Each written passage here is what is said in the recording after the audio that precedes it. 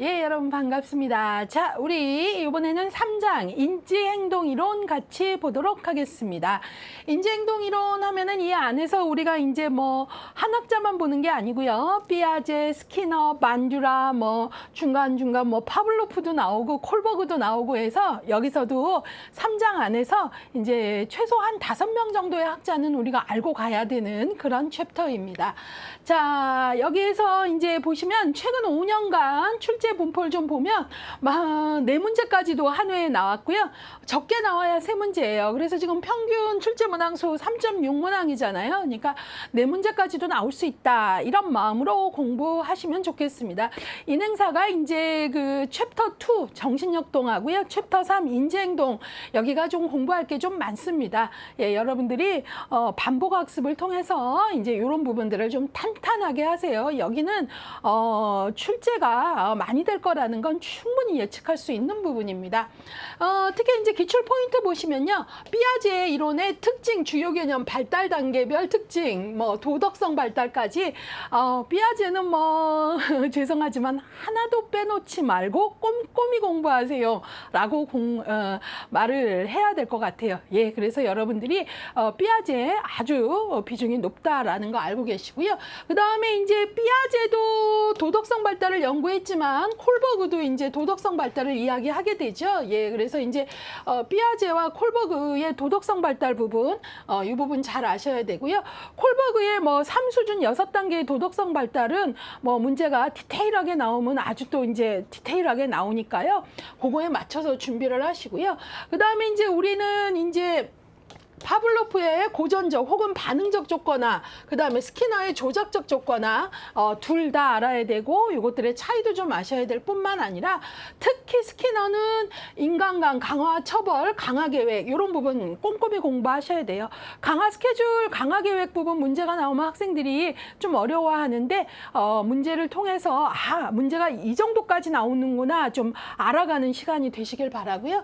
그 다음에 이제 대리적 조건의 만듀라, 인간관 주요 특징, 특히 만듀라에 있어서는 외적 자극이나 외적 강화뿐만 아니라 자기 강화 뭐 이런 얘기들을 하잖아요. 스스로라는 이런 자기 강화, 자기 효능감 이런 것들 시험이 좋아합니다. 그 다음에 이제 관찰학습의 과정, 주파 운동 뭐 이렇게 해서 우리가 외웠잖아요.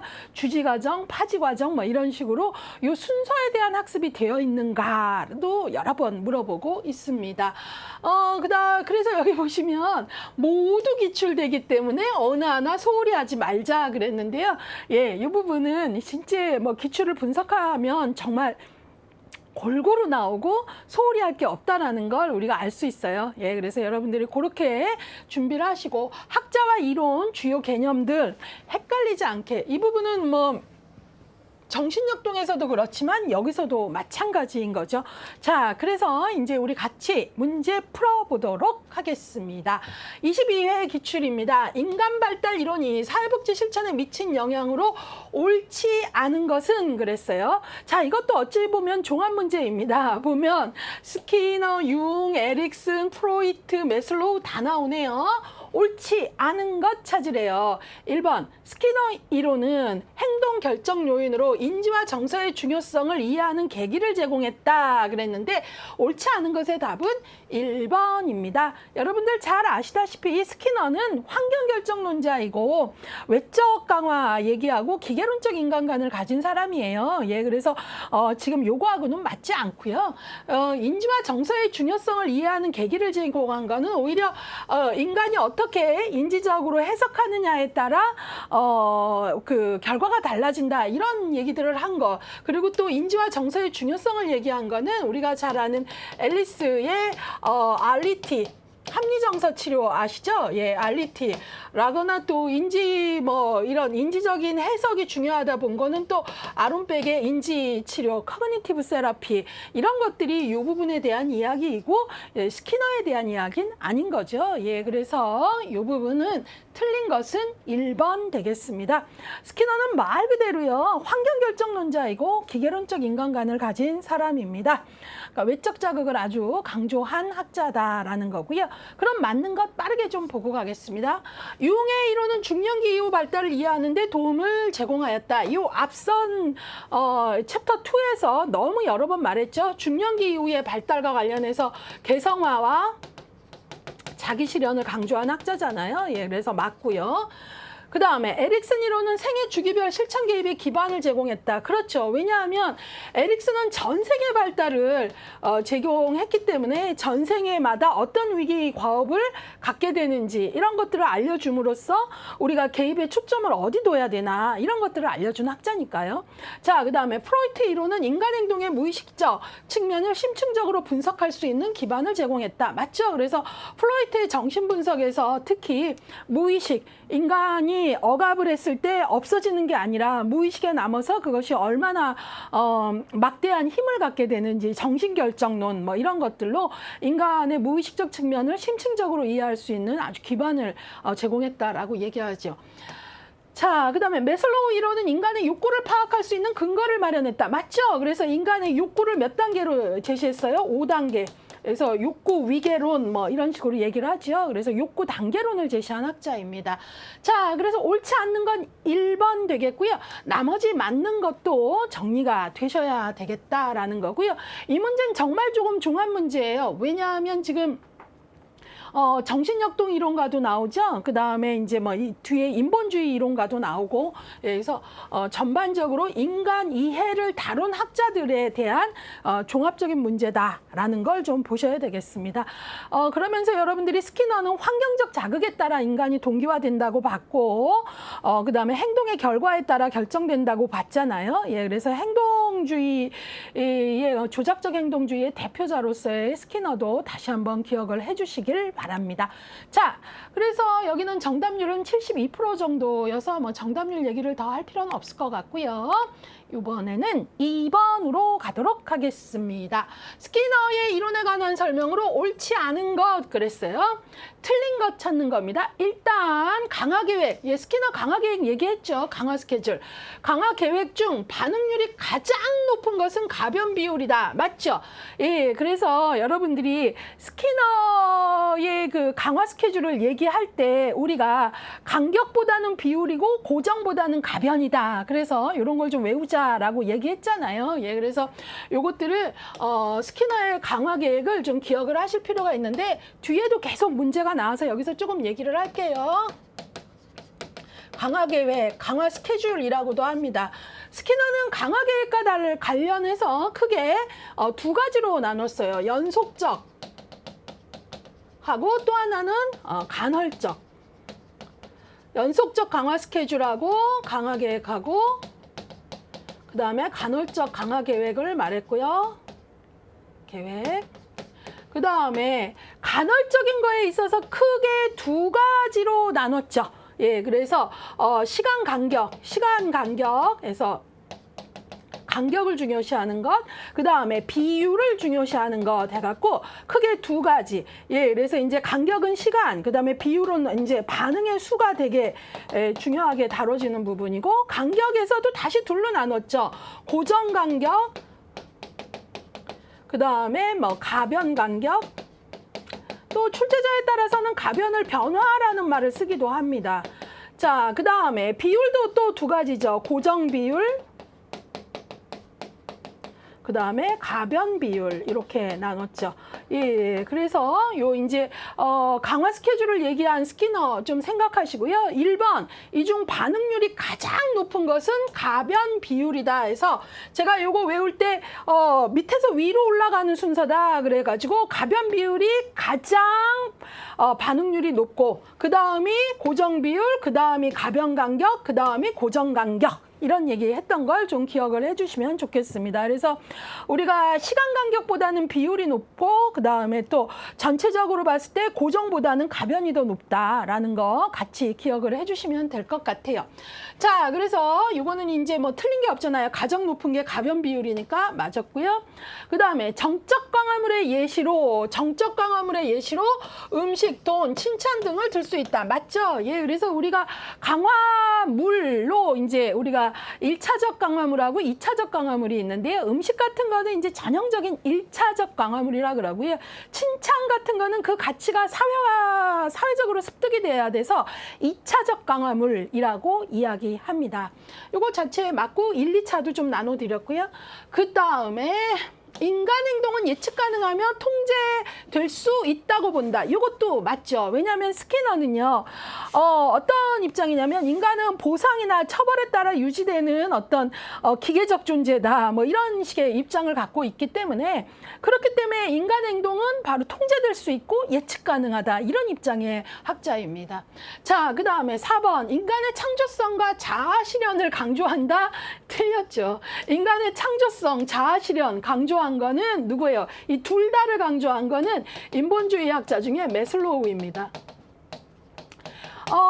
인간의 창조성을 강조했다라는 것은 앞서서 배운 아들러, 정신역동의 아들러도 얘기했는데 지금 이 지문을 만족시키는 건 창조성뿐만 아니라 자아실현까지 얘기한 거는 욕구 5단계를 제시했던 매슬로우의 5단계가 바로 자아실현이잖아요. 이 둘 다를 강조한 건 매슬로우지 스키너가 아니라는 거죠.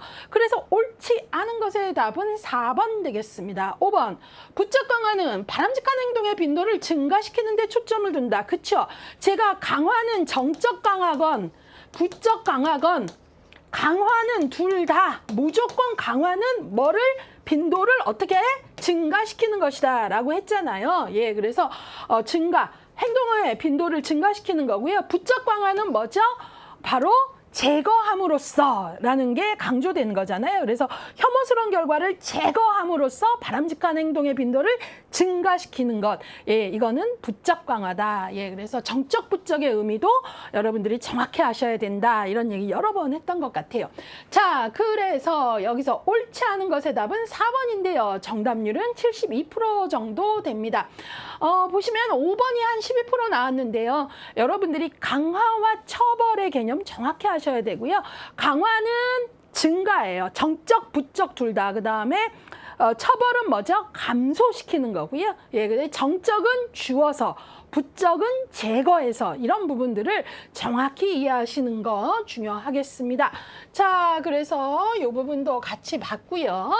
자, 이번에는요, 우리가 이 부분 받고 쪽수 넘겨볼까요? 3번 문제. 알버트 반듀라에 대한 문제가 나왔네요. 반듀라의 이론에 관한 설명으로 옳은 것을 모두 골라라. 맞는 것 골라주세요. 그랬어요. 기억, 개인의 신념, 기대와 같은 인지적 요인을 중요시하였다. 맞습니다. 반듀라는 인간에게 있어서 어떤 기계적 그게 아니라 바로 개인이 그것을 어떻게 해석하느냐 이런 것들 중요하다라고 봤기 때문에 개인의 신념이나 기대와 같은 개인의 인지적 요소 중요시 봤습니다. 그래서 여러분 우리가 반듀라 배울 때 상호결정론 좀 기억을 하시면 이게 뭐예요?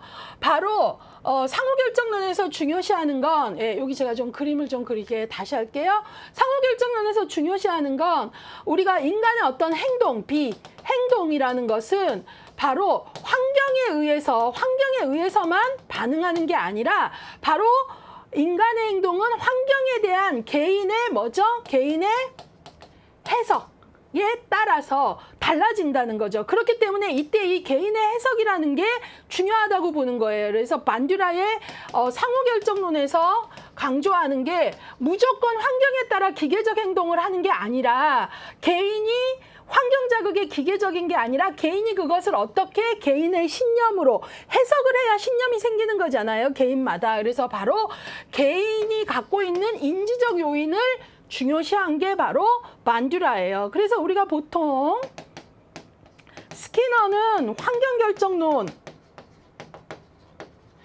하면 반듀라는 우리가 상호결정론이라는 얘기를 하고 있는 거죠. 예, 그래서 행동이라는 것이 무조건 환경 자극에 반응하는 게 아니라 개인이 그것을 어떻게 해석하느냐 이런 인지적 요인이 중요하다라고 본 거죠. 그래서 이건 맞는 설명입니다. 두 번째, 대리적 강화의 중요성을 강조했다. 맞죠? 예, 그래서 우리가 스키너하고 반듀라를 얘기할 때 스키너는 조작적 조건화라고 하고 반듀라는 대리적 조건화, 대리적 강화의 중요성을 얘기한 학자다. 이렇게 비교하잖아요.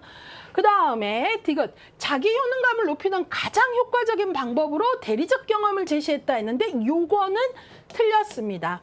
잘 들어보세요. 반듀라는요, 자기 효능감을 말한 학자인 거는 맞아요. self-efficiency라고 말합니다. 자기 효능감은 자기가 나는 해낼 수 있어 라고 자기 자신의 능력에 대한 믿음이에요. 그런데 반듀라는 자기 효능감을 높이는 요소를, 자기 효능감을 증진하려면 한 4가지의 요소를 말했는데 그게 바로 실제 수행, 대리 경험, 언어적 설득, 생리적 단서예요. 그 중에 반듀라는 실제 수행에 따른 성공 경험이 효능감을 높이는 가장 효과적인 방법이라고 봤어요. 대리적 경험이 아니라 실제 수행에 따른 성공 경험, 그것이 바로 효능감을 높이는 가장 큰 결정 요인이다라고 봤다는 거죠. 그렇기 때문에 여기서 가장 효과적 방법을 대리적 경험으로 제시했다라는 건 틀렸다라는 거죠. 그래서 여기서 여러분들이 좀 외워야 되는 요소는 뭐냐면 자기 효능감은 누구의 개념이다? 엘버트 반듀라의 개념이다. 뜻은 뭐다? 나는 해낼 수 있어 라는 자기가 자신에 대한 능력에 대한 믿음이에요. 그런데 이 자기 효능감을 증진할 수 있는 요소는 몇 가지가 있다? 4가지가 있다. 실제 경험, 그 다음에 대리 경험, 언어적 설득, 생리적 각성, 이게 있는데 이 중에 가장 효능감을 높이는 건 대리적 경험이 아니라 실제 경험에서 생기는, 실제 경험에서의 성공 경험이 효능감을 높이는데 와, 내가 정말 해낼 수 있구나. 이게 가장 큰 효과적인 방법이다라는 거예요. 대리적 경험이 아니라. 요소는 자기 효능감 증진 요소 4가지에는 들어가지만 이 중에 가장 높은 건 뭐다? 실제 경험에서 얻는 성공의 경험이 가장 효능감을 증진시키더라, 그 얘기예요. 그래서 틀렸다는 거예요. 이해되셨죠? 여기 이렇게 제가 세세하게 강조하는 이유는 이전에 자기 효능감을 높이는 요소 이 4가지가 시험에 나온 적이 있어요. 예, 그래서 이 4가지도 암기를 해주셔야 된다라는 거죠. 아셨죠? 예, 그래서 그거까지 부탁을 드리고요. 그 다음에 외부로부터 주어지는 강화의 중요성을 강조하는 자기 강화의 개념을 제시했다. 반듀라는요, 자기 효능감, 스스로 자기의 능력을 믿어주는 자기 효능감 얘기했고 자기 강화도 얘기했어요. 그래서 반듀라에게 있어서는 자기, 스스로라는 개념이 중요해요. 그렇지만 자기 강화는 스스로 자신에게 보상을 주어 강화하는 거지 외부로부터 주어지는 게 아니기 때문에 틀렸어요. 자기 강화는 스스로 주어지는 보상이지 외부로부터 주어지는 게 아니라는 거예요. 그래서 틀린 거죠. 그러면 맞는 것만 고르면 기억, 니은, 정답은 3번 되겠는데 정답률이 너무 낮죠. 22%. 그 다음에 4번이 23%. 예. 그리고 5번은 35%. 정답률보다 더 높게 나왔어요. 예, 그래서 은근히 어려웠던 것 같아요. 그래서 여러분들이 이번 기회에 반듀라에 대해서 좀 더 정확한 학습을 하시기를 바랍니다. 예, 그래서 여기에서 반듀라의 상호결정론, 여기에서 환경에 따라 무조건이 아니라 개인이 어떻게 해석하느냐 하는 인지적 요인 중요시했다. 그 다음에 대리적 강화 개념 알고 있어야 된다. 스키너는 조작적 조건화라면 반듀라는 대리적 조건화다. 그 다음에 자기 효능감을 높이는 4가지 요소 알아야 되고 그 중에 가장 효과적인 방법은 실제 경험에서 얻는 성공 경험이다 라는 거. 그리고 4가지 요소도 암기하자.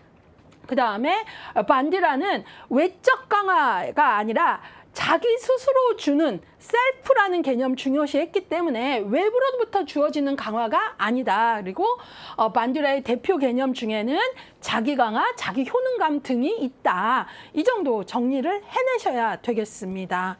자, 그래서 이것들. 그러니까 학생들이 막상 반듀라를 공부할 때는 뭐 딱히 어려운 거 없어 다 아는 것 같지만 이렇게 문제로 나오면 정답률이 뚝 떨어지거든요. 그래서 여러분들이 나는 어디서 막히나 요걸 조금 봐주시길 바라고요. 이번에는 삐아제에 관한 문제를 보도록 하겠습니다. 삐아제 이론에 관한 설명으로 옳지 않은 것 좀 보도록 할게요. 예, 삐아제 정말 기출 많이 됩니다. 예, 볼게요. 1번, 인간은 자신과 환경 사이의 조화로운 관계인 평형화를 이루고자 하는 경향성이 있다. 맞죠? 그래서 삐아제는 인지적, 지적 적응 과정, 인지적 적응 과정을 말할 때 인간은 불평형 상태가 되면 뭘 하고 싶어 해요? 평형화 상태로 가고 싶어 해요. 이럴 때 불평형 상태에서 평형화를 가고자 할 때 인지적 적응 기제로 쓰는 게 바로 두 가지 대표적인 게 있는데 그게 동화와 조절인 거죠. 예, 그래서 바로 인간은 조화로운 관계인 뭐를 추구한다? 평형화를 추구한다. 예, 맞는 거죠. 예, 그런 적응 과정에 평형화를 위한 적응 과정에 동화와 조절이 있다까지 기억을 해주세요. 자, 두 번째. 감각운동기에는 대상형 속성을 획득한다. 예, 감각운동기, 예, 대상형 속성, 눈에 보이지 않아도 그것이 존재한다라는 걸 아는 건데요. 바로 감각운동기에 바로 대상형 속성의 획득이 이제 시작된다 그랬잖아요. 그래서 이거 맞는 거고요. 좀 더 자세하게 얘기하면 감각운동기는 하위 6단계를 갖습니다. 그 중에 4번째 단계가 2차 도식의 협응기인데요. 그때 아주 중요한 두 가지가 이제 생겨나기 시작하는데 그게 하나가 바로 대상 영속성이고요. 예, 또 하나가 이제 목적지향적인 어떤 그런 행동 이런 것들이 생기게 됩니다. 그래서 이걸 꼭 기억을 하셔야 되고요. 나온 김에 하나 더 얘기한다면 감각운동기에는 대상형 속성의 획득이 시작되는 거고요. 이것이 완전히 확립되는 거는 언제다? 전조작기다. 요거까지 아셔야 되겠습니다. 예, 그래서 요것도 이제 맞는 지문이고요. 그 다음에 조절은 새로운 정보를 접했을 때 기존의 도식을 변경하고자 하는 것이다. 맞죠? 제가 아까 불평형 상태에서 평형화를 추구하는데 이런 인지적 적응 과정에서 쓰는 기제가 동화와 조절이 있다 그랬죠. 예, 동화하고 조절이 있다 그랬고 이 조절의 개념이 뭐냐면 기존에 내가 알고 있는 걸로 설명되지 않을 때 새로운 도식으로 수정하고 변경하는 거거든요. 그러니까 여기서는 기존의 도식을 변경한다 그랬으니까 맞는 설명인 거죠. 자, 그래서 요것도 봤고요. 4번, 구체적 조작기에는 추상적 사고가 가능해진다. 아이고, 이거는 틀린 것으로서의 답입니다. 구체적 조작기는요, 논리적 사고는 가능하지만 왜 구체적이냐면 눈에 보이고 그럴 때 이게 논리가 작동을 하고 눈에 보이지 않는 머릿속으로만 이렇게 연역하고 추상적인 사고하고 이건 안 돼요. 그래서 바로 이게 틀린 거죠. 추상적 사고가 가능해지려면 그 다음 단계인 형식적 조작기 가야 돼요. 그래서 이게 틀린 거다라는 거죠. 옳지 않은 건 그래서 4번이다. 자, 보존 개념을 획득하기 위해서는 동일성, 가역성, 보상성의 원리를 이해해야 한다. 맞죠? 보존 개념을 완전히 획득하고 완전히 확립을 하는 건 언제냐면 구체적 조작기예요. 근데 이 구체적 조작기에 보존 개념이 생기기 위해서는 이 세 가지가 돼야 돼요. 동일성이라는 거. 예. 우리가 동일성은 뭐죠? 뭐 더하거나 빼지 않았잖아. 그러니까 이건 동일한 거야. 보상성, 우리 비이커로 얘기하잖아요. 여기는 비이커가 넓지만 얘는 높잖아. 넓은 걸 높이로 보상했잖아. 이거고. 가역성은 뭐죠? 역조작, 거꾸로 되돌려봐. 똑같은 양이잖아. 역조작의 원리를 아는 거, 가역성. 이 세 가지를 알아야 보존 개념을 획득한다는 거죠. 언제? 보존 개념이 획득돼서 확립되는 거 언제? 구체적 조작기. 예, 그래서 옳지 않은 것은 몇 번? 4번입니다. 자, 여기에서 여러분들이 옳지 않은 것에서 4번만 만약에 구체적 조작기에는 추상적 사고가 가능해진다가 틀린 거구나. 틀렸어. 아니야. 이것만 아는 거는 이 문제를 풀어볼 아무 의미가 없는 거예요. 바로 추상적 사고는 그때가 아니고 형식적 조작기야 알아야 되고 나머지 지문이 삐아제의 개념에서 왜 중요한 용어들이며 그 용어들이 이 문장의 맥락, 문맥에서 맞고 틀리다라는 게 내 안에서 정확히 변별이 되어야 아는 거예요. 예, 삐아제는 그런 부분들 아주 디테일하게 알아야 지문을 읽고 변별할 수 있기 때문에 조금 시간이 걸리더라도 옳지 않은 것 하면 나머지가 왜 맞는지 이런 것들을 정확히 이해하시고 가시기를 부탁드립니다. 정답률 56%, 그렇게 높지 않고 정답률이 분산된 걸 알 수 있죠. 그 얘기는 바로 어느 시기에 어떤 특성이 나타나는지 연결도 잘 안 되고 그 다음에 삐아제의 주요 개념 조절이라거나 보존이라거나 개념어 정리도 잘 안 되면 이렇게 분산됩니다. 그래서 그런 부분들 정확히 내 것으로 만드셔야 되겠습니다. 자, 이번에는 5번 문제 풀어보도록 하겠습니다. 만듀라의 사회학습 이론의 주요 개념으로 옳지 않은 것에 대해서 같이 공부해 보도록 하겠습니다. 자, 만듀라, 우리가 사회학습 이론이라고 얘기하죠. 관찰학습 이런 용어도 쓰는데요. 옳지 않은 것을 찾는 겁니다. 1번, 모델이 관찰자와 유사할 때 관찰자는 모델을 더욱 모방하는 경향이 있다. 맞죠? 만듀라에서는 모델링이라는 개념이 대단히 중요한데 이 연구에서 어떨 때 모델링이 더 잘 되나 연구해 봤더니 바로 모델이 관찰자와 유사성이 많을 때 또 다른 것도 있어요. 모델이 전문성이 높을 때 이런 것들이 높을 때 더욱더 모방하는 경향이 있더라라고 연구 결과가 나와 있습니다. 그렇기 때문에 관찰자와 유사할 때 맞았죠. 예, 그래서 이건 맞는 문장입니다. 또 관찰자와 유사할 때 또 모델이 전문성이 높을 때 이런 거예요. 자, 이건 맞았고요. 2번, 자신이 통제할 수 있는 보상을 자신에게 줌으로써 자기 행동을 유지시키거나 개선시킬 수 있다라고 본 게 만듀라의 개념 중에 자기 강화 개념이죠. 자, 그래서 제가 아까 만듀라의 개념에서 만듀라는 스스로 강화하는 자기 강화, 외적 강화 이런 거 말고 그런 것도 중요하다는 걸 발견한 학자다 이렇게 했잖아요. 그래서 요거는 지금 자신이 자신에게 어떤 걸 해내면 보상을 주면서 자기 행동을 유지시키는 것, 자기 강화의 개념을 풀어서 쓴 겁니다. 맞았고요. 그 다음에 학습은 사람, 환경, 행동의 상호작용에 의해 이루어진다. 아까 제가 이걸 뭐라 그랬죠? 상호 결정론이라 그랬죠. 예, 이것도 이제 그러니까 이렇게 이제 상호 결정론, 2번도 그렇고 3번도 그렇고 풀어서 쓴 말을 봤을 때 그 개념어가 연결될 정도로 공부를 하시면 되는 거예요. 그래서 바로 2번 같은 경우 이거 자기 강화를 설명했구나. 3번 같은 경우 사람, person, 환경, environment, 행동, behavior. 행동이라는 것은 그냥 이루어지는 게 아니라 환경도 중요하지만 환경에 대한 person의 개인의 해석이 또 중요하다고 봤잖아. 이 세 가지가 서로 영향을 주고받는다고 했지. 상호작용. 바로 만듀라가 말하는 상호결정론. 바로 스키너의 환경결정론이 아니라 상호결정론이잖아요. 이걸 설명한 거죠. 잘했습니다. 4번, 조작적 조건화에 의해 행동이 습득된다. 아이고, 틀렸죠. 만듀라는 대리적 조건화 이고요. 조작적 조건화는 누구예요? 스키너죠. 그래서 옳지 않은 것은 4번이 되겠습니다. 5번, 관찰학습은 주의집중과정, 보존과정, 운동재생과정, 동기화과정을 통해 이루어진다. 맞았죠. 그래서 보존과정을 다른 말로 파지과정이라고도 얘기합니다. 그래서 우리가 이거 외우자 그랬잖아요. 주, 파, 아니 뭐 주보 운동 해도 되고요. 운, 동 해갖고 이 순서 반드시 외우셔야 돼요. 여러 번 강조했어요. 문제 푸시다 보면 이 순서가 틀린 경우, 그러니까 틀린 답으로 되는 경우 되게 많이 나옵니다. 예, 그래서 이 순서를 아는 게 중요하죠. 주의 집중 과정, 그 다음에 기억하는 파지 혹은 보존 과정, 그 다음에 운동 재생 과정, 마지막이 동기화 과정입니다.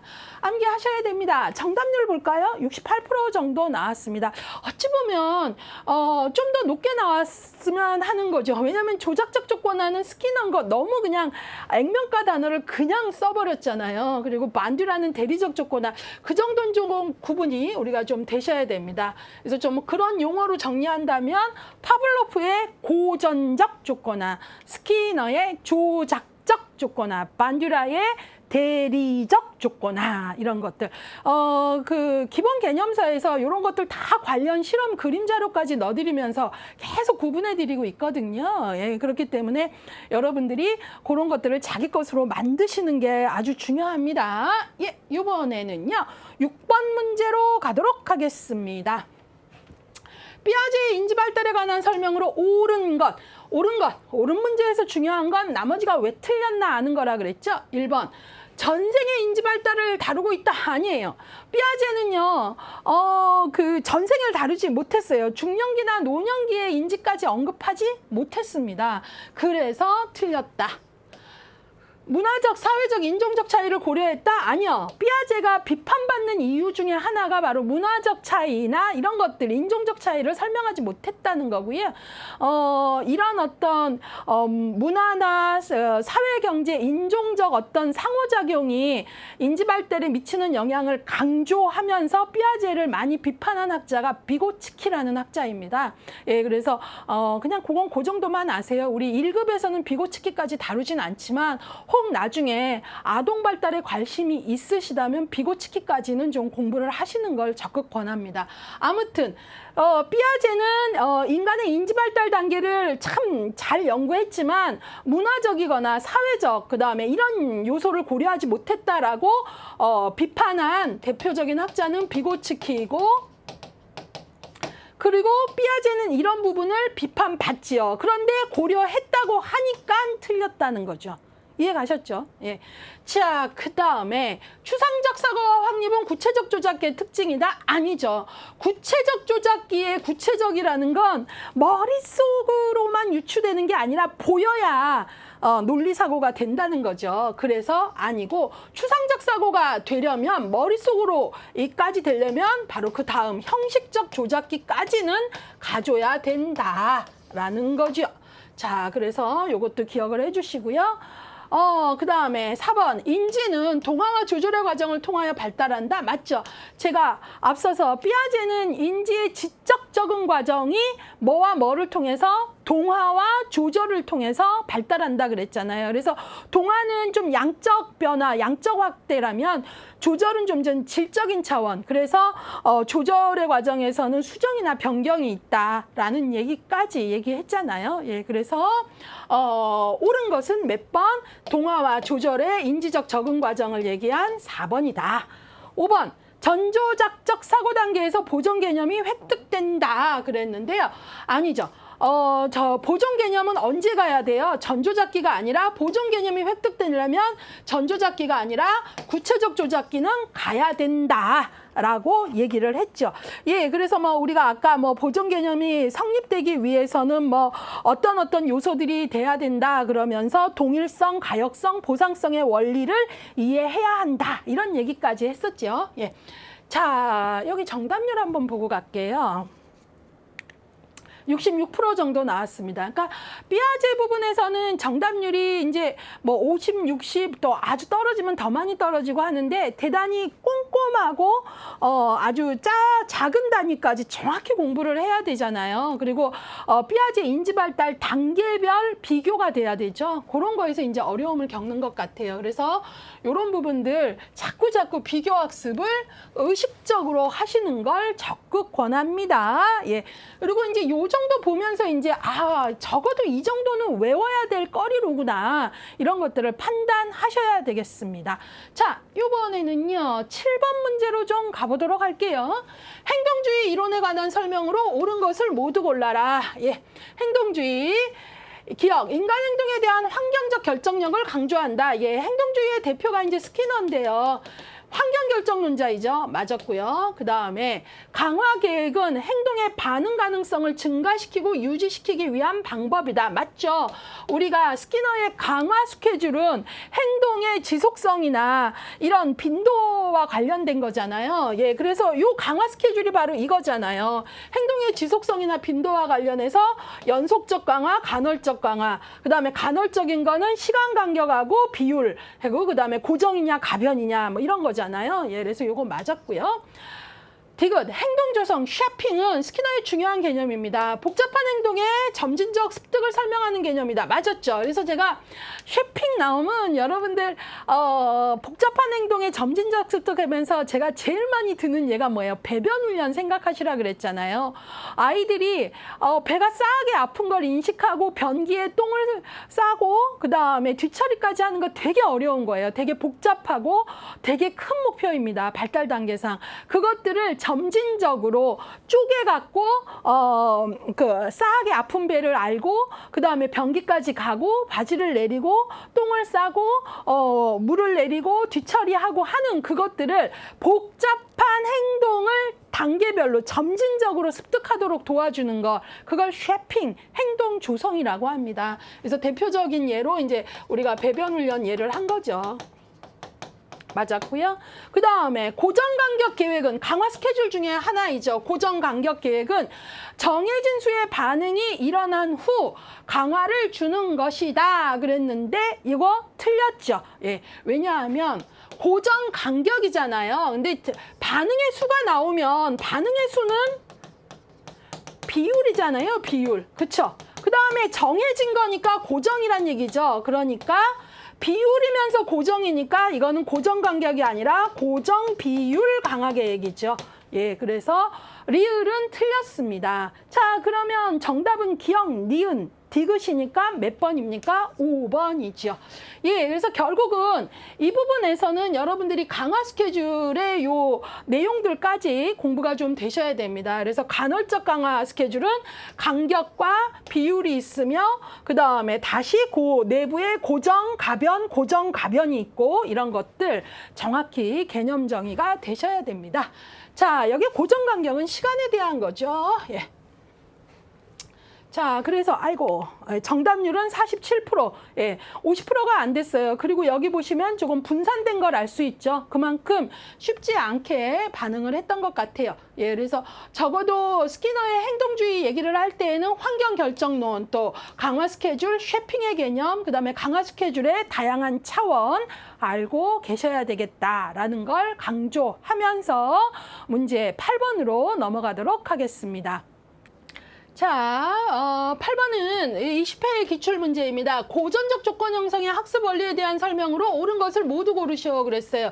우리가 이제 행동주의 배우면 뭐 스키너의 조작적 조건화 위주로 문제가 나오는 거는 문제가 더 많이 나오는 건 맞지만 고전적 조건 형성도 알고 계셔야 돼요. 고전적 조건 형성하면 우리가 파블로프의 개실험이 연상이 되셔야 되겠죠. 예. 자, 그래서 이제 파블로프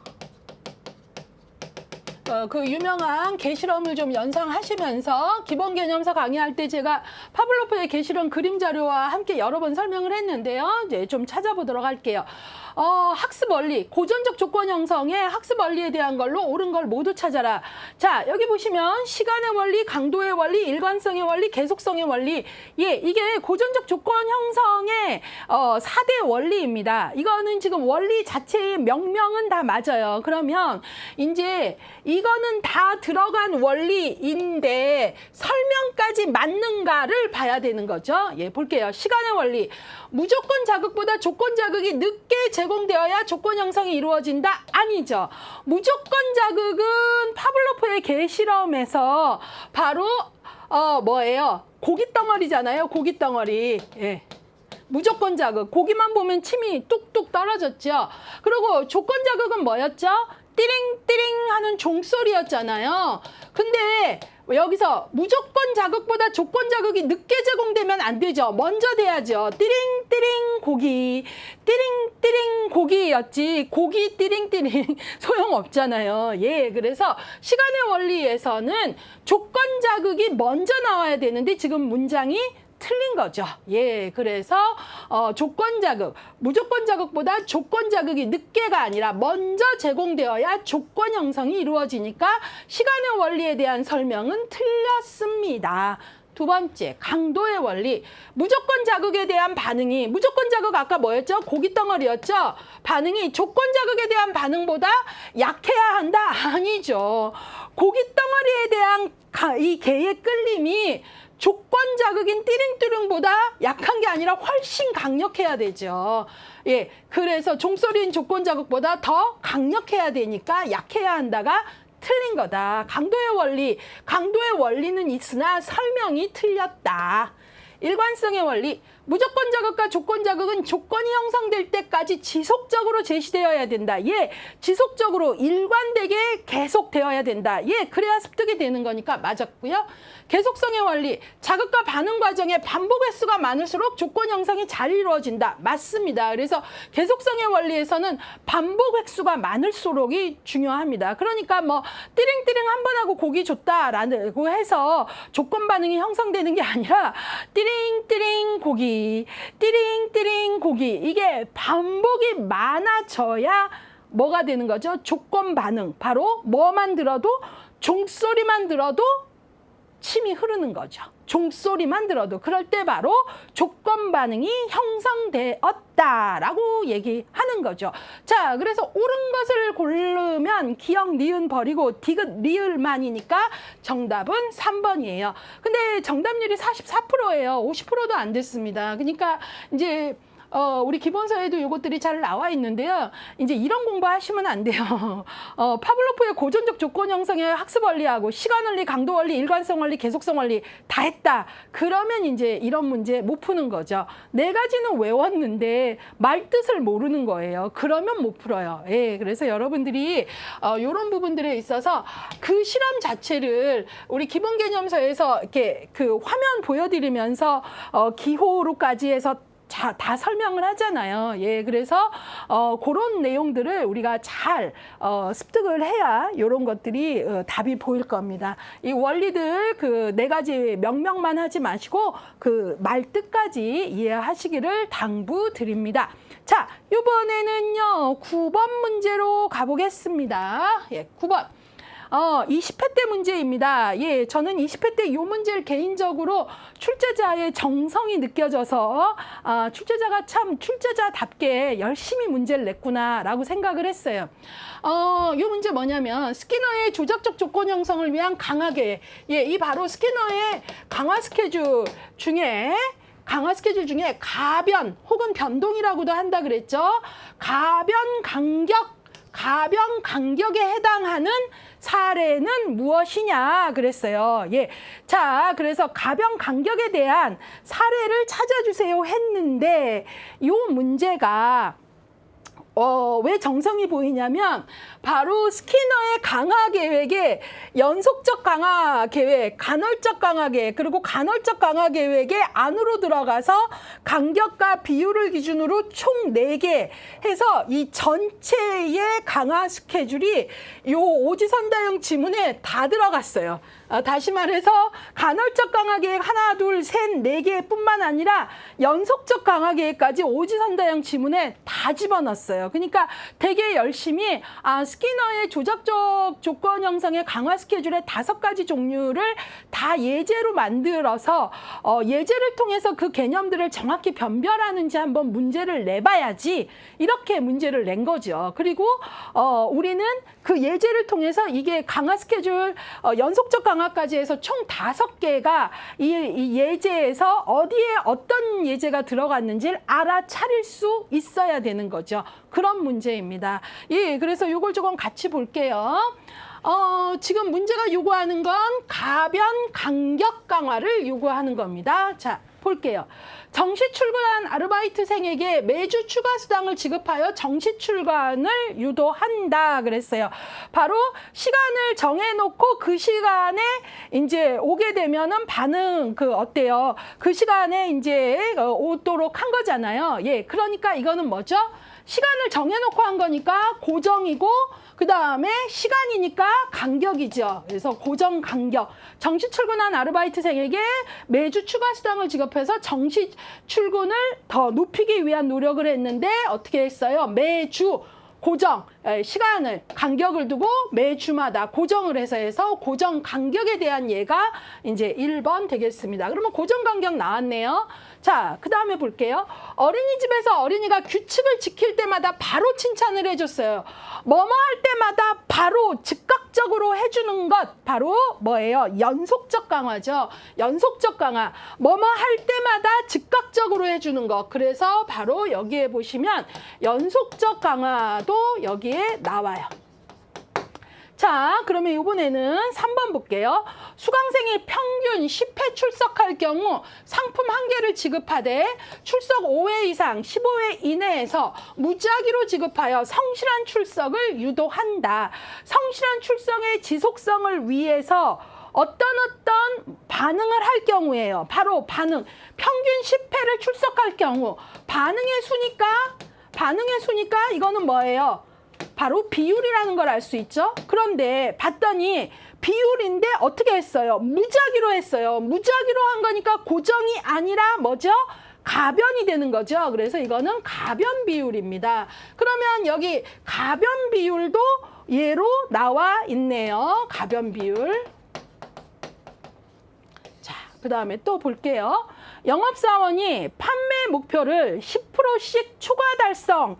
예, 그러면 판매 목표를 10%씩 초과 달성하는 거니까 이건 어때요? 반응에 대한 반응을 얘기하는 거죠. 근데 그걸 할 때마다예요. 매번. 반응의 수니까 비율인데 그렇게 반응할 때마다 판매 목표를 10%씩 초과하는 반응할 때마다니까 비율이죠. 그런데 그럴 때마다 줬으니까 매번 준 거니까 고정 비율이 되는 거죠. 예, 그래서 요거는 고정 비율의 예예요. 자, 근데 문제는 지금 가변 간격을 요구하네요. 그러면 이제 5번 볼게요. 1년에 6차례 소방안전 점검을 하되, 그러니까 평균적으로 1년에 6번은 한다라는 거죠. 1년이라는 시간 간격 안에서니까 시간이 이잖아요. 예, 그러니까 바로 간격이 들어갔어요. 1년이라는 시간 안에. 근데 6회에 소방 안전 점검을 하는데 불시해야 한대요. 그러니까 6회가 어때요? 딱딱 날짜가 정해진 게 아니라 1년 중에 6번인데 언제 할지 모르는 거예요. 그러니까 가변인 거죠. 그쵸? 예, 그래서 가변 간격의 정답은 5번이 되는 거죠. 예, 그래서 정답은 5번입니다. 자, 그래서 여기 지금 가변 간격까지. 그래서 이 문제가 대단히 정성이 많이 들어갔어요. 그래서 스키너의 강화 스케줄에 연속적 강화도 지문 2에서 나왔고, 간헐적 강화의 4가지 예도 여기 지금 1번은 고정 간격, 2번은 연속적 강화, 3번은 가변 비율, 그 다음에 4번은 고정 비율, 그 다음에 5번은 이제 문제가 요구하는 가변 간격 해갖고 요 모두가 문제로 나와 있는 걸 알 수 있습니다. 예, 그래서 여러분들이요, 일단은 요 부분은 앞으로도 계속 나올 수 있습니다. 그래서 요 문제를 통해서 학습을 하는 개념으로 학습을 한다고 생각을 하시면서 하세요. 그래서 스키너의 강화 스케줄은 크게 연속적 강화와 간헐적 강화가 있다. 예, 그다음에 연속적 강화는 뭐뭐 할 때마다 즉각적으로 반응을 주는 거고요. 간헐적은 시간 간격, 그다음에 비율, 어떤 반응의 수에 근거한 시간과 시간에 준하는 간격, 그다음에 반응의 수의 비율, 그다음에 다시 고정 간격, 가변 간격, 고정 비율, 가변 비율 아시고, 그것만 알면 안 되고 이렇게도 나올 수 있지만 아까도 봤지만 이 중에 지속성이 가장 높은 것, 강화 스케줄 자체가 지속성을 높이기 위한 거니까 높은 건 가변 비율이고, 순서대로 나열하라 그러면 가변 비율, 고정 비율, 가변 간격, 고정 간격, 이렇게 가장 그 지속성이 높은 건 가변 비율이면서 그 순서까지 조금 여러분들이 정확히 정확히 잡아주셔야 되겠다. 문제가 뭘로 나올지 모르니까 그렇게 공부를 하시면 좋겠고, 정답률은 48% 정도 나왔어요. 예, 그래서 여러분들이 요 문제 어렵다고 느낀 것 같아요. 그래서 여러분들이 이런 부분들을 정확히 아셔야 되겠습니다. 자, 이번에는 10번 문제로 좀 넘어갈게요. 피아제에 관한 문제입니다. 피아제의 인지발달 이론에서 전조잡기의 발달 특성으로 옳지 않은 것은, 전조잡기 하면 한 3세에서 6세 정도 나누는 거잖아요. 근데 틀린 거 찾으라 그랬어요. 자, 상징놀이를 한다. 맞죠? 이때 되면 아이들이 상징놀이 혹은 가상놀이라고도 하는데요. 이런 것들 보면 빠방빠방 총이야 그러고, 뭐 병원놀이 무슨 놀이 해갖고 되게 이런 놀이들을 많이 합니다. 맞았고요. 애들 제일 귀여울 때 같아요. 비가역적 사고를 한다. 맞죠? 예, 가역적 사고가 아직 안 됐어요. 그래서 한 방향에서만 보고 입체적으로 못 보는 거죠. 역조작의 원리 아직 안 되는 거죠. 그래서 비가역적 사고. 그래서 우리가 전조잡기는 비가역적 사고고, 이것이 이제 구체적 조작기로 넘어가면 가역적 사고로 넘어가죠. 그 다음에 무랄론적 사고, 이것도 맞죠. 뭐 생명이 없는 것에도 다 생명이 있다고 생기잖아요. 무생물에도. 그래서 엄청 귀엽습니다. 애들이 뭐 자전거도 살아있다고 생각하고 막 그래요. 자, 그 다음에 직관에 의존해 판단한다. 예, 맞죠. 그래서 그 전조잡기 아이가 귀여운 거는 이제 속에 내재된 규칙을 모르고 두드러진 특징에만 꽂혀버리는 그런 직관적 사고를 하게 됩니다. 자, 그래서 1번, 2번, 3번, 4번은 전조잡기 아이의 특성을 잘 설명했어요.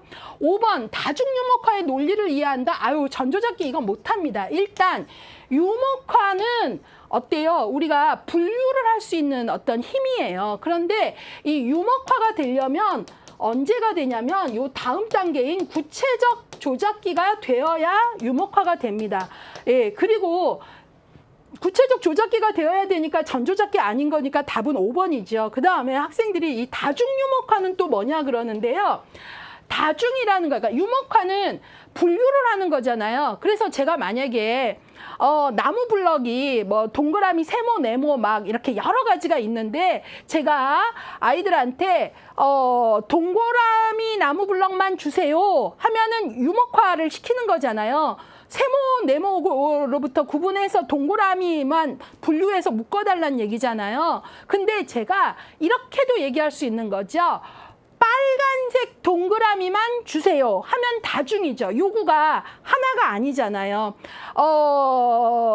동그라미가 뭐 동그라미, 세모, 네모 나무 블럭이 있는데 그게 또 색깔도 여러 가지여서 동그라미에도 뭐 빨강, 노랑, 파랑이 있고, 이럴 때 제가 동그라미만 주세요 하면 유목화 중에 단순 유목화잖아요. 근데 제가 빨간색 동그라미만 주세요 하면 요구가 많아진 거죠. 예, 그래서 같은 동그라미여도 노란색 동그라미는 주면 안 되잖아요. 예, 그럴 때 바로 빨간색 동그라미만 주세요. 아니면 뭐 노란색 별 모양만 주세요. 이런 것들이 바로 다중 유목화고요. 이런 유목화는 구체적 조작기 돼야 돼요. 구체적 조작기 되면은 아이들이 유목화도 할 수 있고요. 그 다음에 서열화도 할 수 있습니다. 그래서 전조잡기 아이들은 제일 길고 제일 짧은 것 정도 구분한다면, 구체적 조작기 오면요, 아이들이 이거를 이제 길이의 순서대로 놓을 수 있는 서열화가 가능해요. 예. 그 다음에 뭐, 이제 아이들이 요때 되면은 유목화, 서열화도 하고, 이제 수를 다루는 능력 같은 것도 구체적 조작기 되면 생기게 되죠.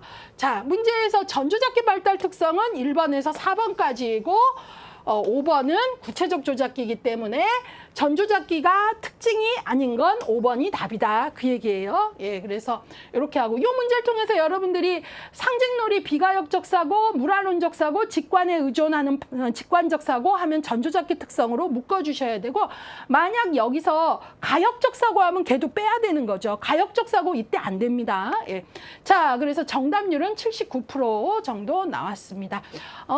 피아제는요, 여러분들이 여러 번 말하지만 피아제에서 여러분들이 공부를 하실 때는 반드시 바로 감각운동기, 전조잡기, 구체적 조작기, 형식적 조작기를 어느 하나만 아는 게 아니라 이것들 간의 비교가 되는 걸 요구하는 문제가 나와요. 그래서 기본 개념서에서 자꾸 자꾸 이 부분을 비교하는 표를 매 단계마다 넣어드리는 이유가 앞 단계와 비교하고 다음 단계와 비교하는 거, 그것 자체가 문제가 요구하는 게 그거기 때문에 자꾸 그렇게 훈련을 하는 겁니다. 예, 그래서 여러분들이 그것들을 아시고 준비하시기를 부탁드립니다.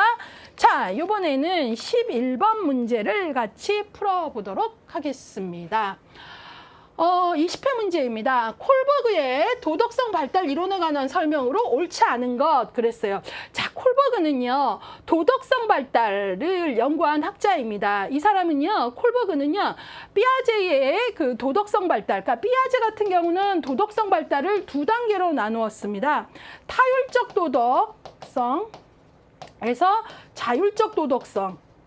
이렇게 나눴고요. 타율에서 자율로 넘어가는 나이를 10세를 기준으로 해서 이제 얘기를 했어요. 그래서 결과가 중요하고 한 타율적 도덕에서 이제 10세를 기준으로 해서 자율로 넘어간다 그랬는데, 이러한 피아제의 인지의 발달을 전제해서 도덕성도 발달한다라는 이러한 피아제의 도덕성 발달 이론에 큰 매력을 느끼면서 이제 그 도덕성의 총체적인 연구를 한 게 콜버그인데, 이 콜버그는요, 도덕성을요, 어떻게 연구를 했냐면 결론은 3수준 6단계로 제시를 했어요. 그래서 콜버그의 도덕성, 인간의 도덕성은 세 수준 6단계인데, 이 세 수준이 뭐냐면 전인습,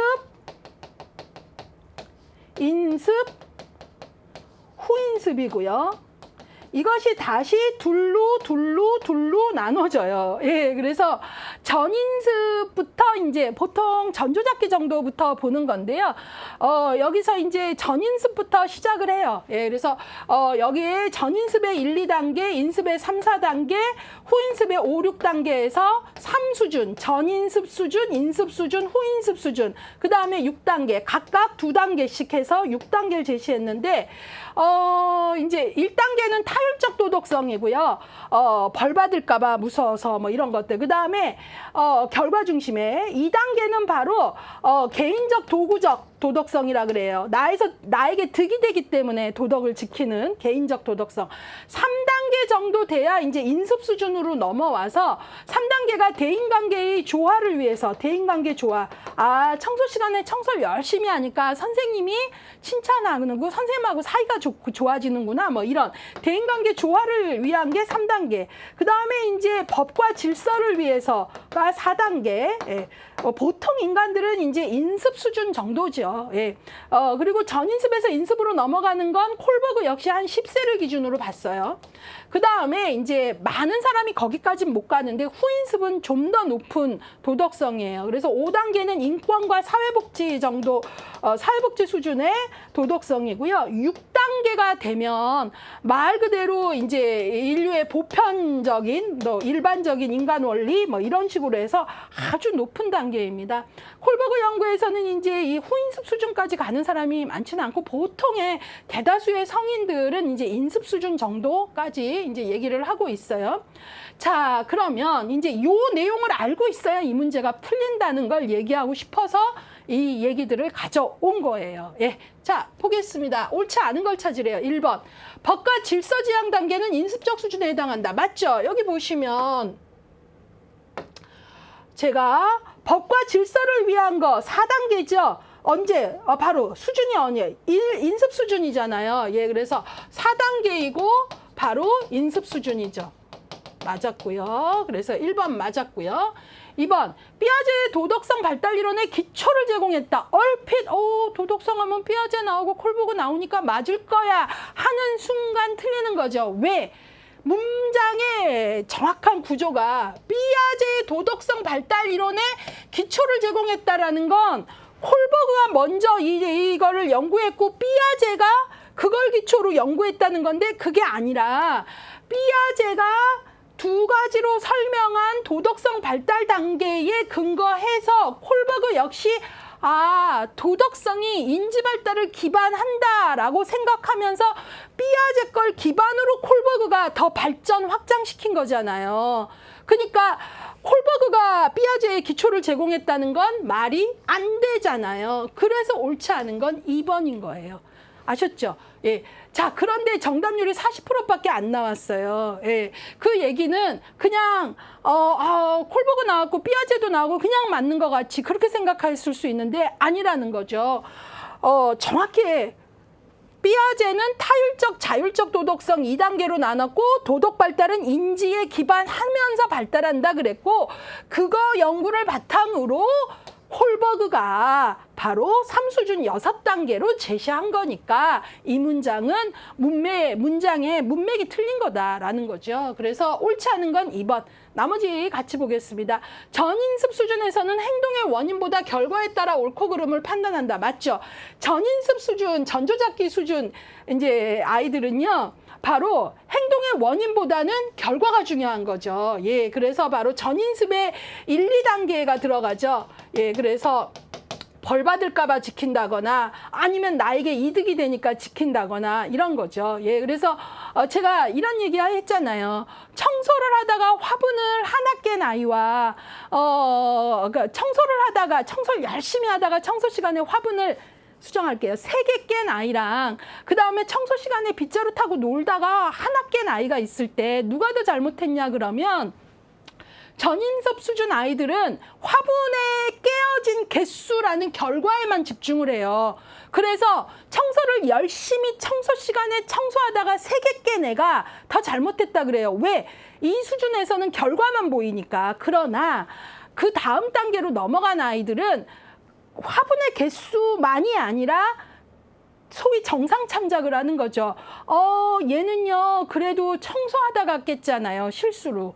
얘는 청소 시간에 빗자루 타고 놀다가 깼잖아요. 이게 된다는 거예요. 어떤 얘기인지 아시겠죠? 그런데 바로 전인습 수준의 아이들은 바로 그런 정상 참작이나 이런 게 안 되고 원인보다는 뭐만 결과, 접시의 수, 화분에 깨어진 수 이것만 본다는 거예요. 1, 2단계 수준인 거죠. 맞았고요. 그 다음에 4번 보편적 윤리지향 단계. 보편적 윤리지향이면 대단히 높은 6단계예요. 이때는 정의, 평등, 인권적 가치, 양심적 행위 아주 높은 단계이죠. 맞았고요. 이때를 우리가 후인습이라고 얘기합니다. 그리고 보편적 윤리라면 뭐 거의 6단계죠. 그 다음에 맞는 문장이고요. 그 다음에 5번 도덕적 딜레마가 포함된 이야기를 아동, 청소년 등에게 들려주고 이야기 속 주인공의 행동에 대한 도덕적 판단과 그 근거를 질문한 후 응답에 따라 도덕성 발달 단계를 파악했다. 맞아요. 콜버그는 이런 연구 방법을 통해서 연구 결과 총 3수준 6단계의 도덕성을 얘기했고 이런 도덕적 딜레마가 포함된 대표적 이야기가 하인츠 사례입니다. 우리 교재에 나와 있습니다. 이런 어떤 사례, 어떤 이야기를 들려주고 거기에 대한 반응들을 이제 가지면서 이제 도덕성 발달 단계를 연구했죠. 우리 기본서에 하인츠 사례 나와 있으니까요. 보시면 좋겠습니다. 제가 문제풀이라 이 모든 것들을 사례는 뭐고 이렇게까지 설명을 할 시간 할애는 안 됩니다. 조금 이해해 주세요. 자, 그러면 이 문제도 우리가 같이 풀어봤고요. 11번. 아무튼 이 문제 푸시려면 이제 아까 제가 밑에 판사했던 내용들이 이렇게 좀 같이 떠올라 주셔야 되겠습니다. 이번에는 12번 문제 풀어보도록 하겠습니다. 반듀라에 대한 문제입니다. 반듀라 이론에 대한 설명으로 옳지 않은 것, 반듀라에 대해서 틀린 것을 찾으라 그랬습니다. 학습은 사람, 환경, 행동의 상호작용에 의해 이루어짐을 강조했다. 맞죠? 자, 반듀라의 요거를 뭐라 그런다 그랬어요? 상호결정론이라 그랬죠? 바로 뭐죠? 사람의 행동, 비헤비어는 환경이라는 것에 그냥 반응하는 게 아니라 그 사람이 그 환경 자극을 어떻게 해석하고 판단하느냐에 따라 인간의 행동은 다르다라는 상호결정론을 풀어서 설명한 거고 상호결정론은 반듀라의 중요한 개념이죠. 맞았고요. 2번, 특정 행동을 성공적으로 수행할 수 있다는 신념을 강조한다. 반듀라의 어떤 나는 해낼 수 있어라는 나에 대한 신념, 믿음을 뭐라 그랬죠? 자기 효능감. 반듀라의 주요 개념, 자기 효능감을 풀어서 쓴 거예요. 맞았고요. 3번, 개인이 지닌 인지적 요인의 영향력을 강조한다. 맞죠? 아까 제가 상호결정론에서 환경 자극에 그냥 반응하는 게 아니라 인간은 그것에 대해서 해석하고 판단하는 개인의 인지적 차이가 있다 그랬잖아요. 그 차이를 얘기한 거니까 맞았죠. 4번. 관찰학습의 첫 번째 단계는 동기유발 과정이며 학습한 내용의 행동적 전환을 강조한다 했는데 틀렸습니다. 옳지 않은 것의 답은 4번입니다. 왜? 관찰학습의 첫 번째 단계는 주지 과정이고요. 주지 단계. 두 번째는 파지, 기억 단계죠. 그 다음에 운동재생. 마지막이 동기이잖아요. 동기유발. 예, 그래서 제가 주파 운동, 예, 이렇게 외우자고 했잖아요. 그런데 첫 번째 단계가 동기유발이라고 그랬으니까 틀린 거죠. 그래서 틀린 것은 4번이 답입니다. 47%의 정답률이에요. 그러니까 반도 못 맞췄는데 아마도 이게 맞다고 생각하신 분들은 주파 운동을 외우지 않고 동기 유발부터 돼야지 학습이 될 거 아니야. 이렇게 주관적으로 해석을 하신 것 같아요. 그러시면 안 됩니다. 관찰학습 단계가 나오면 주파 운동이 떠오르셔야 된다라는 거죠. 자, 그래서 첫 번째 단계는 동기 유발이 아니라 주지 단계다. 자, 그래서 틀린 것은 몇 번? 4번이다. 5번. 인간은 스스로 자신의 행동을 강화할 수 있다. 이게 바로 스스로 자기 강화하는 거, 자기 강화. 반듀라의 주요 개념이지요. 자, 지금 반듀라 문제를 좀 풀다 보면 반복적으로 나오는 반듀라의 주요 개념들이 있습니다. 상호결정론, 자기강화, 자기효능감, 그 다음에 관찰학습의 과정, 주파운동, 이 과정이에요. 정말 반복적으로 나오거든요. 그래서 여러분들이 이쯤 되면 그 정도는 꿰고 계셔야 되겠다라고 생각합니다. 자, 그러면 이제 우리 13번으로 가도록 할게요. 아까 뭐 주지 과정을 주의 집중 과정 이렇게 여러분들에게 좀 더 풀어 드릴게요. 자, 이번에는요 13번 볼게요. 스키너의 이론에 관한 설명으로 옳은 것 해갖고 이제는 우리가 스키너로 갔는데요. 옳은 것을 찾아볼게요. 행동 조성은 복잡한 행동의 점진적 습득을 설명하는 개념이다. 맞죠? 제가 행동 조성 쉐핑 나오면 뭐 생각하라 그랬어요? 배변 훈련 생각하라 그랬죠?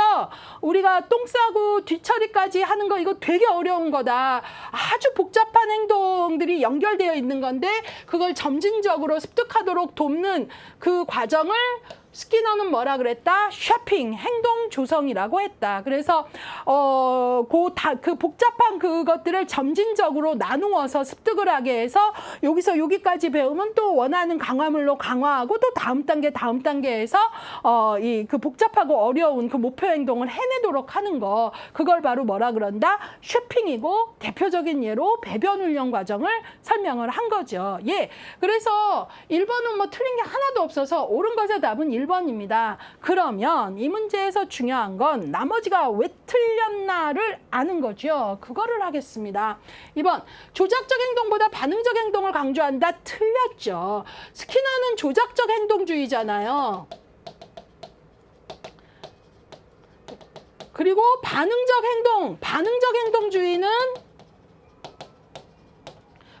행동주의는 똑같은 말이 뭐냐면 고전적 행동주의를 말하는 거예요. 고전적 조건을 말하는 거거든요. 누구의? 파블로프의. 그러니까 조작적 행동보다 반응적 행동을 강조한다는 건 말이 안 되는 거죠. 반응적 행동은 파블로프의 고전적 조건을 말하는 거거든요. 스키너는 조작적 조건하잖아요. 그래서 말이 안 된다. 3번, 변동 간격 혹은 가변 간격. 계획은 평균적으로 일정한 수의 반응이 일어난 후에 강화물을 제공하는 것이다 그랬는데요. 반응의 수이고 평균적으로 일어나는 거니까 이거는 뭐예요? 간격이 아니라 가변 뭐예요? 반응의 수니까 비율이죠. 그래서 틀렸습니다. 여기는 지금 가변 간격, 변동 간격이라고 했잖아요. 그래서 틀렸다라는 거죠. 그래서 뭐 요거대로 얘기한다면 가변으로 얘기한다면 뭐 변화 비율 변동 비율 이렇게 얘기해야죠. 그래서 요 문장은 반응의 순위감 비율이고 평균적으로라고 했으니까 뭐예요? 가변, 변화 이 얘기를 하는 거죠. 예, 그래서 간격이 아니기 때문에 틀렸다. 4번. 인간 행동은 인간이 지닌 자유의지의 결과다. 아니에요. 스키너는 환경결정론자이고 기계론적 인간관이다 라고 비판하는 사람들은 비판하거든요. 자유의지가 없으니까 기계론적이라고 얘기하는 거잖아요. 자, 그 다음에 5번. 부적 강화는 특정 행동의 빈도를 감소시킨다? 아니죠. 강화는 다 증가가 목적이라 그랬죠. 그래서 옳은 것의 답은 1번인데 정답률은 48%이고 마구 분산이 됐죠. 특히 3번, 5번이 분산된 걸 보면 바로 그 몇 번이에요. 3번 같은 경우는 강화 스케줄이 정리가 안 됐다는 거고 5번 같은 경우는 강화와 처벌에 대해서 정리가 안 됐다는 거죠. 예, 그래서 이런 것들 하셔야 돼요. 강화는 증가고요. 정적이건 부적이건 처벌은 감소입니다. 예, 그래서 여러분들이 용어 정확히 하셔야 돼요. 그래서 스키너에서는 여러분들이 강화 스케줄, 그 다음에 정적 강화, 부적 강화, 뭐 행동 조성 이런 개념들 잘 알고 가셔야 되고요. 결국은 문제 푸시다 보면 파블로프의 고전적 조건화, 스키너의 조작적 조건화, 그 다음에 반듀라의 그 대리적 조건화 이 세 가지가 비교가 되는가 이것들을 전제하면서 가는 문제들이 많이 나오기 때문에 그렇게 공부를 좀 하셔야 됩니다. 예, 거기까지 좀 보시고 그래서 1급 사회복지사 시험은 절대 문제은행식 시험이 아니에요. 자동차 면허시험 같이 그냥 문제집 한 번 보면 뭐 몇 점은 나와 그런 게 아니거든요. 그래서 여러분들이 시간 들이셔야 되고요. 반복하셔야 됩니다. 특히 기출문제 풀어보셔야 돼요. 기출을 풀어봐야 어느 정도까지의 공부의 심도가 요구되어지는지를 안다라는 거죠. 예, 그래서 14번 문제로 넘어가도록 하겠습니다. 피아제가 제시한 인지발달의 촉진 요인이 아닌 것은 그랬습니다. 요거는 제가 정답률을 조금 보고 얘기할게요. 왜냐하면 정답은 인지발달의 촉진 요인이 아닌 것은 2번이거든요.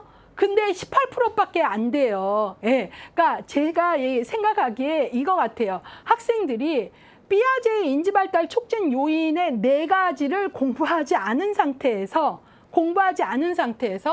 야, 인지발달 하려면 애착 너무 중요하지 라고 생각을 하니까 아닌 것은 애착은 분명히 들어갈 거야 라고 생각을 한 거예요. 아주 주관적으로 생각을 한 거죠. 그래서 정답률이 이렇게 떨어집니다.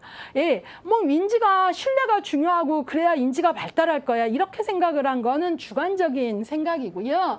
애착이 안 중요하다라는 게 아니라 지금 이 문제는 그런 걸 요구하는 게 아니라 피아제가 얘기하는 인지발달의 촉진 요인 4 요소가 있는데 그거 알고 있냐고 물어보는 거예요. 아셨죠? 그래서 피아제가 말하는 인지발달의 4가지 요소가 성숙, 평형화, 물리적 경험, 사회적 상호작용입니다. 그래서 혹 아직까지도 이게 정리가 안 되신 분은 14번 문제를 통해서 암기를 하세요. 피아제가 말하는 인지발달의 촉진 요인 4가지가 바로 성숙, 평형화, 물리적 경험, 사회적 상호작용입니다. 성숙은요, 유전적 요인을 말하는 거예요. 예, 그래서 우리가 인지가 발달하려면 유전적 소인도 중요하다라는 거고요. 평형화라는 건 뭐예요? 내가 평형이 깨지면 불평형 이 상태가 될 때 바로 뭐와 뭐? 인지적 지적 적응 과정, 직접 적응 과정에 뭐를 사용해요? 동화와 조절을 하면서 세상에 대한 인지적인 판단들을 넓혀가잖아요. 예. 그래서 이 평형화는 지적 적응 과정을 말하는 거고요. 그 다음에 이제 물리적 경험은 말 그대로 다양한 신체 경험 이런 어떤 것들을 얘기하는 거고요. 사회적 상호작용 또한 중요하다는 거예요. 우리가 인지를 발달하는 데 있어서 또래 관계라거나 이런 상호작용을 얼마나 하느냐가 또 중요하다 이 얘기죠. 그래서 이 네 가지가 삐아제가 말하는 아이들이 인지가 발달하려면 일단 유전적 소인도 중요하고 그 다음에 지적 적응 과정인 동화와 조절이 잘 이루어져서 평형화를 이뤄야 되고 그 다음에 다양한 경험을 할 수 있는 기회가 많아야 되고 그 다음에 사회적 상호작용, 또래 관계의 형성이라거나 유지하는 힘, 사회적 상호작용을 통해서 내가 타자로부터 반응을 받고 이러는 것, 주변과의 이런 것 중요하다라고 얘기한 거거든요. 그래서 이 네 가지 요인을 암기해 주세요. 예, 여러분들이 이것들을 요인을 암기하지 않으면 그냥 생각하는 거죠. 인지에서 애착은 중요할 테니까 아닌 것은 해서 일단은 배제시켜 이렇게 주관적으로 생각한다라는 거죠. 자, 그러시면 안 됩니다. 예, 그래서 요거는 정답률이 너무 낮았는데 아마 주관적 해석이 많았던 것 같다라는 게 제 생각입니다. 자, 이번에는 15번 문제로 가도록 하겠습니다. 다음, 학자의 주요 이론과 기법의 연결이 맞는 것. 예, 이것도 뭐 단순하지만 종합 문제입니다. 그래서 옳은 것 찾는 겁니다. 스키너라는 학자, 그 다음에 주요 이론 행동주의, 예, 좀 더 자세히 말하면 조작적 행동주의죠. 예. 그 다음에 스키너 강화 스케줄 말한 거 맞죠? 그래서 세 가지 학자, 주요 이론, 기법 다 맞는 건 1번이고요. 여기서도 중요한 건 이제 나머지 왜 틀렸나 보셔야죠. 프로이트, 정신분석 이론 맞죠?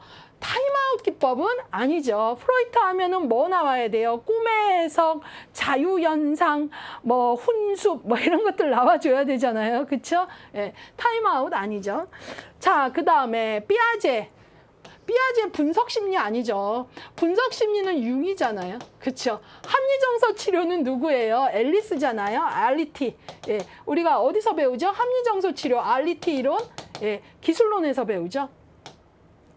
자, 그래서 이것도 틀렸고요. 그 다음에 메슬로우 인본주의. 메슬로우 인본주의까지 맞았고요. 자유현상이 틀렸죠. 이건 프로이트잖아요. 자, 융 나왔네요. 아이고, 개인심리는 아들러죠. 행동조성 쉐핑은 누가? 스키너잖아요. 이것도 틀렸죠. 자, 그래서 단순한 문제 같지만 적어도 요 정도. 이거 응용은 하나도 없는 건데 이 경우에도 이제 여러분들이 이제 정답률은 88% 나왔는데 응용은 하나도 없는 거잖아요. 그러니까 기본적으로 내가 어느 학자의 이론은 뭐고 어떤 기법들 묶어 주는 거 이런 것들이 되게 중요하다라는 거죠. 예, 이런 식으로도 나올 수 있고요. 그 다음에 또 이런 식으로도 나올 수 있겠죠. 뭐 다음 중 뭐 조합형으로 뭐 융의 뭐 개념만 묶어라. 아들러의 개념인 것은 아닌 것은 이런 식으로도 얼마든지 나올 수 있기 때문에 그런 기본적인 교통 정리가 되셔야 됩니다. 자, 이번에는요, 여러분들하고 16번 문제를 같이 풀어보도록 하겠습니다. 반듀라, 대리적 조건화이네요. 반듀라, 사회학습이론, 관찰학습이론, 대리적 조건화. 이런 걸 얘기한 사람인데요. 옳지 않은 것, 틀린 것을 찾아라 그랬어요. 자기 강화란 자기 스스로 목표한 일을 달성하고 자신에게 강화물을 주어서 행동을 유지하고 변화해 나가는 과정이다. 하나도 틀린 게 없죠. 스스로 목표를 정하고 그것들을 잘하면 스스로 강화물로 보상을 주면서 그 행동을 해 나가도록 하는 걸 자기 강화라고 한다. 여러분들도 내가 오늘 공부를 몇 시간을 할 거다라고 목표를 정하고 뭐 진도 어디까지 빼겠다 하고 내가 그 시간 동안 진득히 잘 해냈을 때 뭐 도서관에서 나갈 때 나에게 뭐 조각 케이크를 하나 사줘야지 했다면 바로 여러분 뭐 하신 거예요? 자기 강화를 하신 거죠. 그렇죠? 자, 그 다음에 자기 효능감. 자신이 바라는 목적을 이루기 위해 특정 행동을 성공적으로 수행할 수 있다는 신념. 바로 누가 누구를 믿어주는 개념이죠. 내가 내 자신의 능력을 믿어주는 그 신념, 그 믿음을 자기 효능감이라 그래요.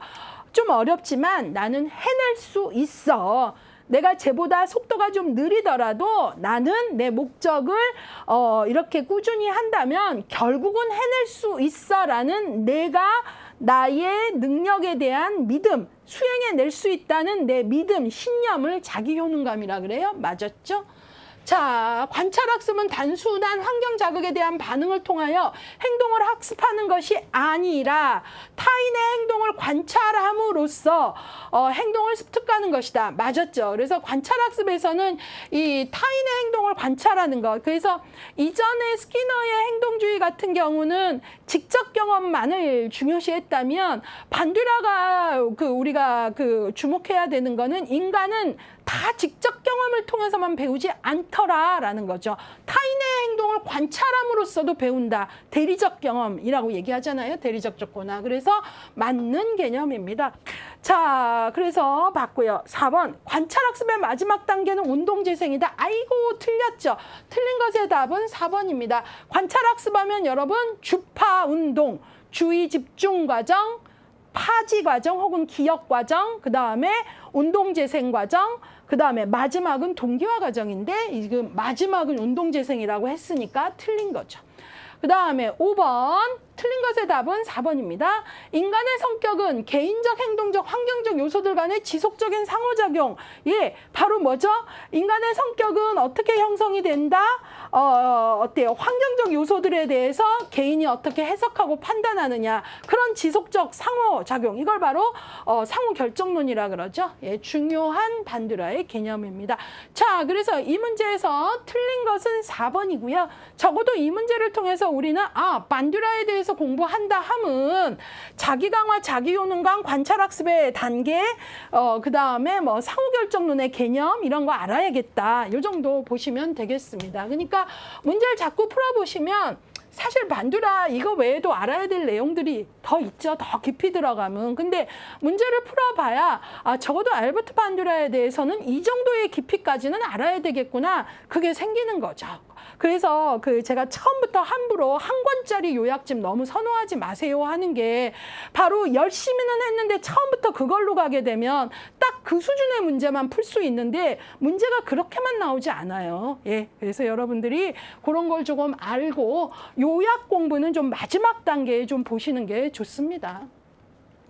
정답률 75%예요. 관찰학습, 주파 운동 요 단계 외우세요. 여러 번 나오네요.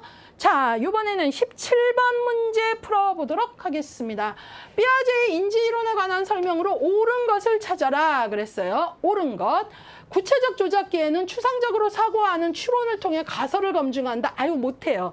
구체적 조작기는 7세에서 12세 정도, 그러니까 전형적인 이제 초등학생인데요. 요때에는요, 추상적 사고, 추론, 가설 검증, 이거는 그 다음 단계인 형식적 조작기 가져야 돼요. 예. 그리고 구체적 조작기에는 아이들이 논리적 사고는 하지만 눈에 보이는 구체적인 이런 상황에서 하는 거죠. 예, 그래서 요거는 틀렸습니다. 자, 구체적 조작기 나온 김에 이때 중요한 것들 아이들 뭐 생긴다 그랬죠? 서열화, 유목화, 보존 개념이 이제 확립 이런 것들이었죠. 그런 것도 같이 좀 기억해 주세요. 옳은 것 찾는 겁니다. 2번 인지 능력의 발달은 아동과 환경 간의 상호작용에 의해 단계적으로 성취되며 발달 단계의 순서는 변하지 않는다. 맞았죠? 피아제는 이걸 대단히 강조했습니다. 예, 그래서 바로 순서는 바뀌지 않는다. 예, 순서, 속도 차이 있을 수 있다. 그러나 순서는 바뀌지 않는다. 이게 아주 중요한 거예요. 그래서 피아제로만 얘기하자면 피아제는 인지적 적응 과정을 연구했으니까 감각운동기, 전조작기, 구체적 조작기, 형식적 조작기까지 아이가 뭐 감각운동기에 확 뭐 구체적 조작기로 점핑하고 막 이러지 않는다는 거예요. 그래서 옳은 것은 2번입니다. 3번, 인간의 무의식에 초점을 둔다 아니죠. 이건 정신분석 프로이트 나와줘야 되고요. 그 다음에 도덕 발달 단계를 1단계에서 6단계로 제시한 거, 3수준 6단계로 제시한 건 피아제가 아니라 콜버그죠. 그 다음에 보존 개념은 전조작기 아니요. 보존 개념은 구체적 조작기 되어야 획득한다. 이때 보존 개념은 구체적 조작기 되어야 획득, 확립한다라는 거죠. 구체적 조작기. 예, 그래서 여러분들이 이 문제에서 옳은 것을 찾는 건데요. 특히 2번은 피아제를 이해하는데 아주 중요한 지문입니다. 피아제는 인지 발달은 환경과의 상호작용이며 더 중요한 건 인지 발달의 순서는 바뀌지 않는다라는 입장이라는 걸 반드시 기억을 하셔야 되겠습니다. 자, 이번에는 요 마지막 문제인가요? 18번 문제 같이 풀어볼게요. 예, 18번 문제입니다. 행동주의 이론의 주요 개념에 관한 설명으로 옳은 것을 모두 골라라 그랬어요. 행동주의에 관한 걸로 조합형이에요. 기억, 니은, 디귿에서 옳은 걸 모두 골라라 그랬어요. 기억, 인간의 행동은 환경적 자극에 의해 동기화된다고 본다. 예, 바로 이제 행동주의 대표가 스키너인데 스키너는 환경결정론, 외적 자극, 외적 강화, 외적 자극을 대단히 강조하는 사람이죠. 맞았고요. 변별 자극은 어떤 반응이 보상될 것이라는 단서 혹은 신호로 자극하는 자극이다. 맞아요. 이 변별 자극의 개념정인데요. 여러분들이 만약에 어떤 행동을 하려고 그러는데 어렸을 때 엄마가 어떤 행동을 하려고 그럴 때 아이고 예, 이렇게 허리에 손을 딱 대고 턱을 내리고 눈을 치켜뜨면서 날 오랫동안 주시하면 여러분들이 아 이거 했다간 되게 혼나겠구나 하고 멈추잖아요. 그런 게 바로 변별 자극이에요. 어떤 반응이 보상되거나 처벌받을 거라는 단서 혹은 신호로 작용하는 자극인 거죠. 그래서 내가 그 자극을 변별하는 거죠. 야, 엄마가 저러고 있을 때 이 행동은 해야 되겠다, 안 해야 되겠다. 아, 근데 엄마가 뭐 이렇게 바라보는 그윽한 눈이나 격려하는 듯한 뭐 할 땐 야, 이건 해도 되는구나 이런 거잖아요. 그런 어떤 단서 혹은 신호로 작용하는 그런 자극을 변별 자극이라고 합니다. 맞았고요. 강화에는 즐거운 결과를 의미하는 정적 강화와 혐오적 결과를 제거하는 부적 강화가 있고 이 두 가지는 모두 행동의 빈도를 증가시킨다. 맞았죠. 제가 정적, 부적이라는 말을 넘어지시면 안 된다 그랬잖아요. 일단 정적 강화건, 그 다음에 부적 강화건, 정적이건 부적이건 강화는 모두 뭐다?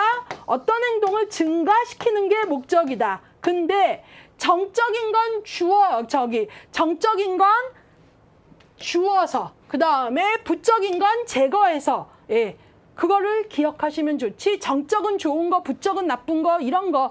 그래서 뭐 부적은 감소 막 무조건 그러면 안 된다라고 얘기했잖아요. 그래서 일단 강화는 증가, 그 다음에 처벌은 감소. 정적이건 부적이건 예, 그리고 정적 부적에서 정적은 주어서 부적은 제거해서 요것들을 정확히 알고 가셔야 됩니다. 정답은 3개 다 맞으니까 5번 되겠고요. 정답률은 67% 정도 됩니다. 자, 여기까지 해서 여러분들하고요. 문제 3장 풀어봤습니다.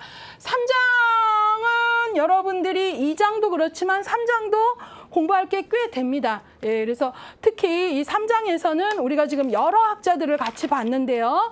피아제의 인지발달 이론, 그 다음에 스키너의 그 조적적 조건화, 그 다음에 엘버트 반듀라의 사회학습 이론, 이것들이 주된 내용이고, 또 스키너의 문제를 풀다 보면은 고전적 조건화인 파블로프하고 비교가 되는가 하는 문제들도 얼마든지 나올 수 있고, 피아제에서 도덕 발달과 관련돼서는 콜버그하고도 정확히 연결해서 공부할 수 있어야 되겠다. 이런 것들 좀 기억을 해주시고요. 예, 문제 자꾸 풀다 보시면 어느 학자의 어느 개념을 어느 깊이까지 요구하는 문제들이 나오나 이런 어떤 판단이 서거든요. 예, 문제풀이를 통해서 그런 공부의 깊이를 알아가시기를 부탁드립니다.